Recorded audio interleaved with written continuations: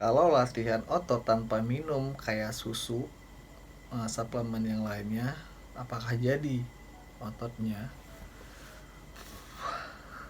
Saya sering banget menemukan pertanyaan-pertanyaan kayak gini. Malas nge-gym, modalnya mahal. Malas nge-gym, suplemennya mahal. Malas nge-gym.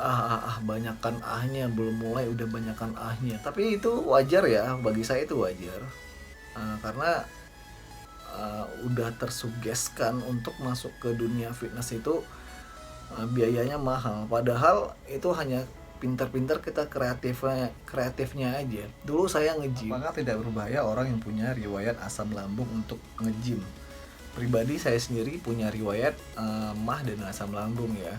Semua itu terobatin dengan sendirinya karena saya punya sepupu penderita autoimun, tubuhnya kurus kerempeng karena autoimun itu. Aman gak sih kira-kira nge-gym atau at least push up gitu buat penderita autoimun?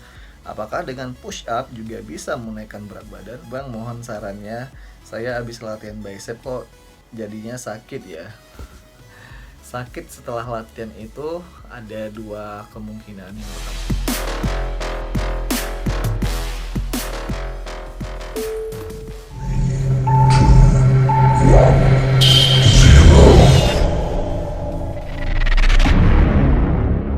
halo everyone, assalamualaikum, welcome back with me.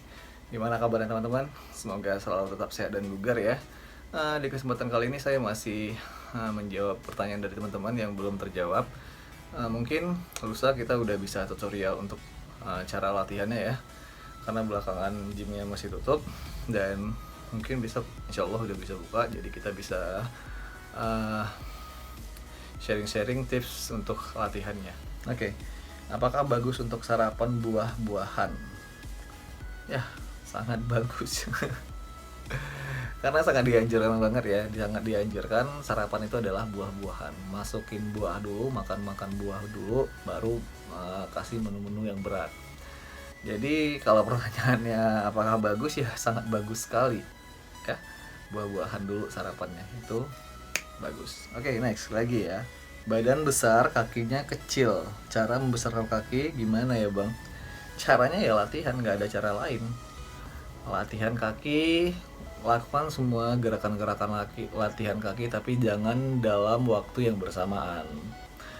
Ganti-gantian, misalnya hari ini di squat, free week, terus di nextnya latihan kaki diganti dengan hack squat atau hamstring ya, gitu-gitu aja terus. Pokoknya latih dengan semua gerakan-gerakan kaki, lunges dan segala macam ya. Yang paling penting itu setelah latihannya, nutrisi setelah latihannya itu yang sangat penting untuk membesarkan kaki, karena otot yang paling besar adalah otot yang di kaki. So semangat buat teman-teman yang kakinya masih kecil, karena untuk masalah kaki ya kita sama-sama belajar ya. Dulu saya sering di kontes pakai celana jeans, terus udah nyaman dengan cara-cara seperti itu. Nah begitu naik kelas jadi kakinya ketinggalan. Jadi yuk kita sama-sama lebih semangat lagi untuk latihan kakinya, karena pasti nggak simetris banget ketika badannya besar kakinya kecil. Oke, next lagi ya bang, mohon sarannya. Saya habis latihan bicep kok jadinya sakit ya. Sakit setelah latihan itu ada dua kemungkinan. Yang pertama, latihan yang benar atau latihan yang salah. Latihan yang benar itu bisa terjadi luka di jaringan ototnya juga. Itu nggak apa-apa, itu wajar. Semua orang juga pernah ngalamin. Misalnya orang yang udah nggak lama latihan, atau orang yang baru pertama kali latihan, atau bahkan orang yang naikin bebannya yang sebelumnya misalnya 5 kilo. Nah begitu latihan nambah beban misalnya jadi 10 kilo, itu bisa sakit juga. Jadi setiap penambahan beban itu pasti luka lagi jaringan sel-sel ototnya gitulah kira-kira. Jadi ya itu wajar, kalau latihannya benar itu wajar. Tetapi kalau latihannya salah itu juga bisa membuat ototnya sakit. Jadi solusinya itu bagi yang benar ataupun salah. Kalau mungkin yang benar itu ya nggak apa-apa, lanjutin aja di next 2 atau 3 hari lagi. Kalau udah bisa latihan lagi, coba dipaksa pelan-pelan lagi, nggak apa-apa. Tapi bagi yang cedera otot, itu alangkah baiknya di stretching aja ya, pelan-pelan lakukan di rumah, stretching. Tapi kalau semakin parah, saya lebih anjurkan dibawa ke fisioterapi, mungkin di sana lebih ditanganin yang bener-bener ya. Tetapi sembari itu harus tingkatkan proteinnya supaya membantu penyembuhan sel-sel atau jaringan ototnya. Saya punya sepupu penderita autoimun, tubuhnya kurus kerempeng karena autoimun itu. Aman gak sih kira-kira nge-gym atau at least push up gitu buat penderita autoimun? Apakah dengan push up juga bisa menaikkan berat badan? Bisa. Jadi kalaupun pengen nge-gym, lakukan aja, nggak masalah, tapi jangan terlalu dipaksa. Atau kalau untuk di rumah, kayak di sini push up, body weight ya, nggak masalah juga, bisa untuk menaikin berat badan, tetapi harus surplus kalori. Sering-sering aja cemil-cemilan, makanan yang sehat, tinggikan proteinnya, terus ya nutrisi yang bener deh, nutrisi yang benar-benar dibutuhkan oleh tubuhnya. Yang biasanya tadi 3 kali sehari, coba jadikan 5 atau 6 kali sehari. Jadi ya harus rajin nyemil, tapi jangan sampai nyemil yang menimbulkan terlalu banyak fat ya. Itu nanti jadinya badannya mungkin nggak terlalu gede tapi perutnya yang gede gitu. Jadi coba lakukan, pilihlah menu-menu yang benar-benar dibutuhkan oleh tubuhnya. Jangan lidah ya, cemillah sebanyak-banyaknya. Saya juga dulu dari kurus, untuk sampai ke tahap ini juga harus ya kayak gitu. Saya rajin nyemil, saya rajin makan, dan sampai sekarang bahkan sering hobinya makan gitu. Jadi ya lanjutkan ya, harus olahraga dan tetap jaga makan yang sehat. Oke, kalau latihan otot tanpa minum kayak susu, suplemen yang lainnya, apakah jadi ototnya? Saya sering banget menemukan pertanyaan-pertanyaan kayak gini. Malas nge-gym, modalnya mahal. Malas nge-gym, suplemennya mahal. Malas nge-gym, banyakan ahnya, belum mulai udah banyakan ahnya. Tapi itu wajar ya, bagi saya itu wajar, karena udah tersugeskan untuk masuk ke dunia fitness itu biayanya mahal. Padahal itu hanya pintar-pintar kita kreatifnya aja. Dulu saya nge-gym, mungkin nggak selayak tempat yang seperti sekarang udah di mana-mana udah banyak nge-gym. Dulu nge-gym itu kecil banget dan itu di tengah-tengah pasar. Itu campur aduk semuanya. Semuanya deh. Baik itu tukang daging, tukang ini, tukang itu, tukang sayur, tukang kelapa, bercampur aduk, kita latihan di dalam satu tempat itu. Nah, tetapi pelatihnya itu adalah salah satu tentara. Jadi latihannya yang keras. Dia ngelatih ya, namanya mungkin tentara ya, militer. Jadi melatihnya itu adalah dengan high banget ya, dengan serius banget.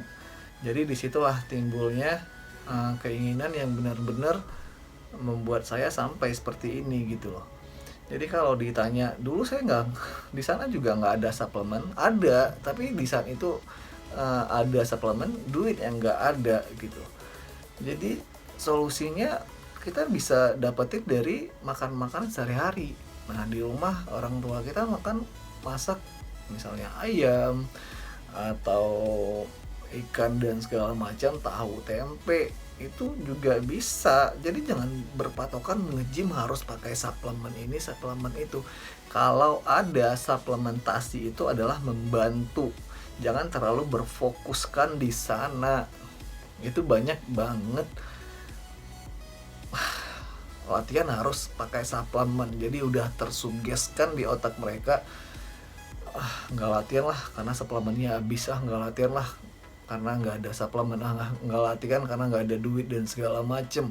Jadi itu udah tersugeskan dari mana-mana. Semua itu latihan itu harus ada suplemen, padahal suplementasi itu adalah untuk membantu. Yang tadinya harus dimasak, nah itu dengan di shake tinggal diminum itu udah beres gitu loh. Jadi jangan dipersulit, mulai aja dulu, latihan dulu, bisa jadi kok, tetapi harus misalnya nih, satu skopnya itu adalah misalnya 30 protein, 30 gram protein. Nah, coba kira-kira jadi tempe itu satu balok itu berapa proteinnya? Coba di-share ntar. Nah, sama nggak satu balok tempe dengan satu skop protein powder? Nah, itu aja. Jadi kita harus pintar-pintar. Jadi jangan dipersulit. Sekali lagi saya bilang jangan dipersulit. Latihan aja dulu. Nggak usah berfokus dengan suplemen.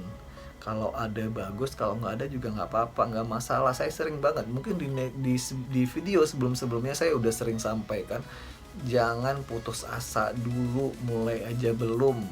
Ayo semangat, mulai dulu ya.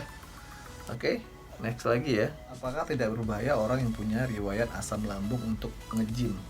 Pribadi saya sendiri punya riwayat mah dan asam lambung ya. Semua itu terobatin dengan sendirinya karena saya rajin olahraga. Jadi kalau pertanyaan di sini apakah berbahaya orang yang punya riwayat asam lambung?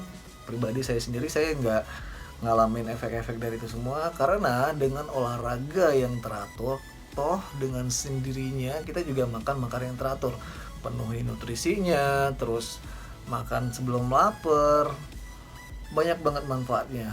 Jadi kalau saya pribadi ditanya soal itu, olahraga adalah solusinya. Jadi makan kita lebih teratur.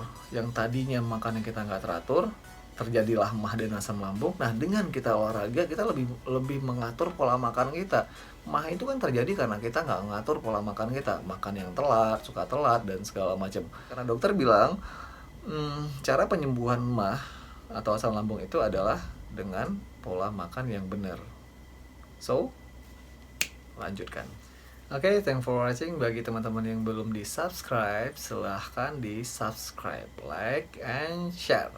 Oke, share ke teman-temannya supaya kita saling berbagi pengetahuan. Terima kasih.